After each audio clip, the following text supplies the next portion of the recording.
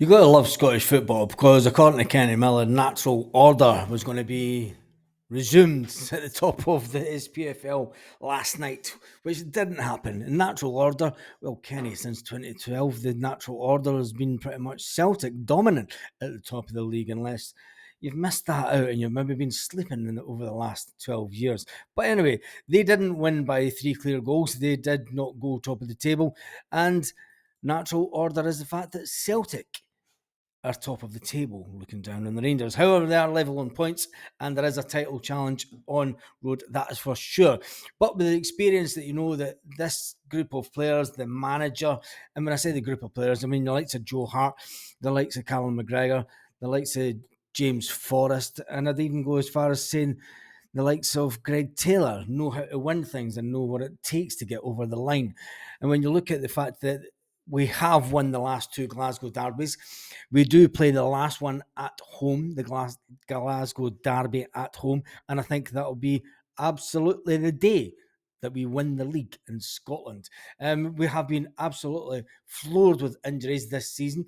The start of the season was quite ridiculous, the amount of players that we had out injured, but when it comes to it, as it stands just now, we did lose a couple of games back in December that has got us in this position. Is it the fact that Celtic are losing grip of the dominance that we've had? Look, no one has the right to have dominance over the Scottish game. No one has the right to have dominance. It never happens. You know, Fergie had magnificent dominance with Manchester United for years, and look where they are now, kicking about the middle of the table. They're not in the English Premier League. Anyway, Celtic are confident.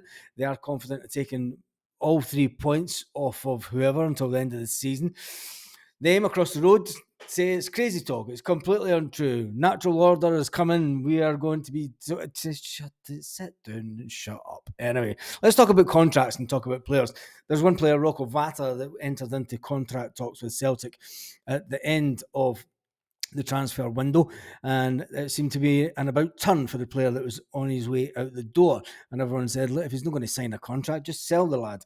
And it looks like we were going to get maybe about 400 grand for him. Has he now been put on the back burner when it comes to talks? And Liam Scales, who has 18 months left on his contract. And I'm going to give you an interesting stat about Liam Scales.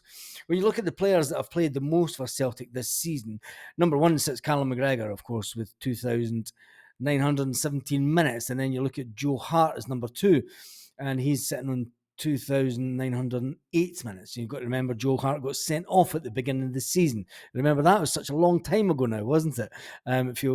Joe Hart was sent off. Tell me the game in the comments where Joe Hart was sent off at the beginning of the season. And then up steps Matt O'Reilly. Matt O'Reilly sitting on 2,852 minutes played this season.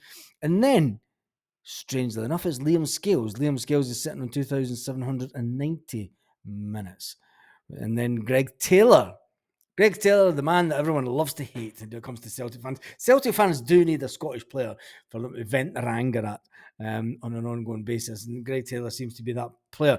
And Brendan Rodgers has been speaking about Greg Taylor and how much we've missed him. We've missed his speed, his pace, and what he can do up the top end of the pitch. But when we look at Liam Scales, the manager has spoken of Scales and he's been impressed the way that he has conducted himself over this season. He admits he wasn't expecting him to figure when he first came in. He's been outstanding, absolutely outstanding this season, and he does only have 18 months left on his contract. So it looks like Celtic will try and get him tied up, and of course he's going to sign another contract. Liam Scales is living every boy's dream. Every one of you watching this video, every one of us all had that dream in our youth to go and play football for Celtic, to pull on the green and white hoops, walk down that tunnel, and get the hair on the back of your neck standing up as you walk out, and then you about kick yourself with the noise of the stadium. Liam Scales is living that dream, and Liam Scales has been an absolutely phenomenal player. He deserves the healthy pay rise that he'll get when he gets this new contract. He's no longer just a squad player. And people will say, wait a minute, he was part of the downfall up in Aberdeen. He was part of the mayhem at Hibs. Every player's allowed a couple of games where they're not at 110%. I would say that Liam Scales has been firing on pretty much 100% most of the games this season. Tell me what you think about it in the comments. Does Liam Scales warrant a brand new contract at Celtic? You happy with the fact that Liam Scales is, or do you think that we still need a better defender than Liam Scales at the back? Will Rocky knock him off his perch, and will Rocky come up to be the man who is Man Mountain next to Cameron Carter-Vickers next season going into the Champions League? I don't know. Just ask the Celtic fans on the channel. It is called the One Celtic Fans View, and for that reason, make sure that you join us this evening, 6 o'clock Celtic part time, for a little chat about everything Celtic. So, on that note, have a fantastic day, Celtic fans all around the world.